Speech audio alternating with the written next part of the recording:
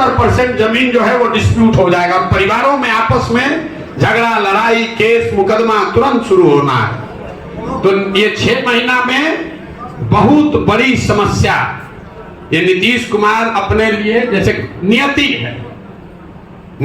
है, जाते जाते ऐसा गलती करा देगा कि समाज झाड़ू मार कर बाहर भगाएगा।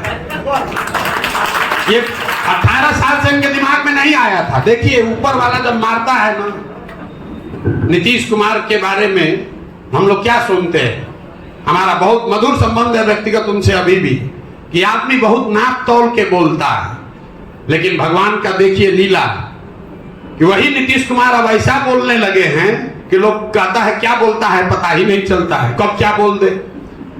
जो नीतीश कुमार भूमि सुधार को लेकर कोई प्रयास 18 साल में नहीं किए, अब ये अंतिम घड़ी में ये बड़ा बखेड़ा शुरू कर दिया, तो ये उनके ताबूत में आखिरी किल होगा। समाज को तो परेशानी होगी, लेकिन हमारे कहने से वो रोकेंगे नहीं। हमने आज भी प्रेस कॉन्फ्रेंस में कहा है, क्योंकि राजस्व की जो यहाँ व्यवस्था है, जितने भी कर्मचारी हैं, जो विभाग है, उसमें कोई रजिस्टर 2 जो नीचे है उसका ऊपर कोई रिकॉर्ड, सेकंड रिकॉर्ड है ही नहीं। अगर कर्मचारी ने आपके रजिस्टर 2 पर इंक गिरा दिया तो हो गया डिस्प्यूट, अगर उसने फाड़ दिया अटॉर्नी ने तो हो गया डिस्प्यूट।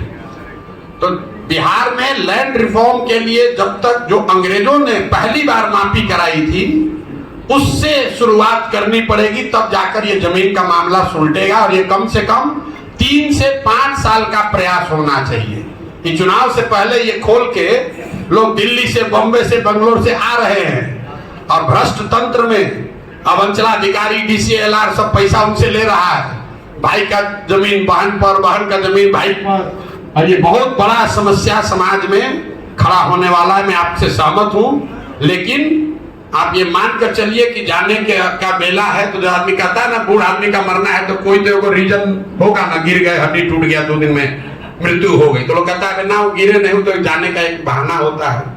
तो नीतीश कुमार के जाने का सरकार ऊपर वाले ने बहाना कर दिया, क्योंकि बिहार में और कुछ हो चाहे नहीं, जमीन को लेकर बहुत लोग सेंसिटिव है कि जैसे ही डिस्प्यूट खड़ा होगा तो दौड़ा दौड़ा के लोग मारेगा जदयू के लोगों को, क्योंकि सबका जमीन डिस्प्यूट होना है। यहाँ बेटियों को लीगली आपने जमीन कभी दिया ही नहीं है, बेटियों ने मांगा भी नहीं है। अब वो 30 साल, 40 साल, 50 साल जमीन का भाव 5 रुपया से बढ़ के हो गया 5 करोड़। वो बेटी अभी है नहीं, अब उसका दूसरा तीसरा पीढ़ी है, वो आपको साइन ही नहीं करेगा, कभी वंशावली कभी बनेगी नहीं, और पूरे सारे जमीन और डिस्प्यूट में चले जाएंगे। तो मैं आपकी बात से सहमत हूं, लेकिन बहुत कुछ कर नहीं सकते।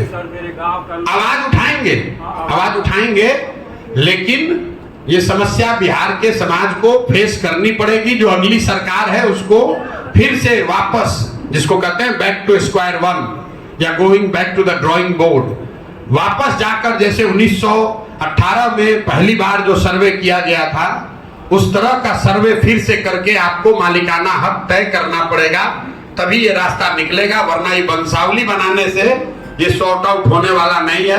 अफसरों को कमाने का एक और तरीका हो गया, और जो लोग बाहर हैं, हमारे अपने चाचा कह रहे हैं कि भैया हमको भी जाना पड़ेगा, हमने वहीं बैठे रहिए, कोई चिंता मत। हमारा घर वाला लोग कह रहा है कि हम लोग को भी जाके देना पड़ेगा, सब नोटिस आया है।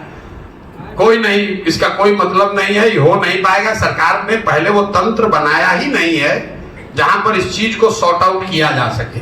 ये वंशावली बनाने का पहले अधिकार सरपंच लोग को दिया था, वहां लूटपाट शुरू हुआ तो सरपंच से हटाकर अफसरों को दिया, उसमें और लूटपाट शुरू हो गया तो कहा आप नया सर्वे ही करेंगे।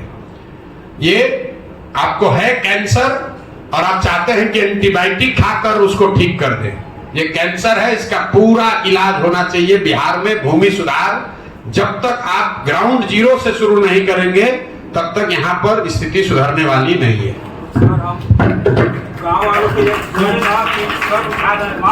एक सवाल से सर, जहाँ मेरा भी एक सजेशन। नमस्ते हमारे प्रिय दर्शकों, आप सबका हमारे चैनल में बहुत बहुत स्वागत है। आप लोग ऐसा ही हमारे साथ प्यार बनाए रखें और चैनल को ज़्यादा से ज़्यादा शेयर करें, लाइक करें, सपोर्ट करें, जिससे मुझे मोटिवेशन मिले और आप लोग के लिए ऐसा ही रेगुलर वीडियो डेली आते रहेगा। इसलिए आप हमारे चैनल को सब्सक्राइब करें। जय हिंद।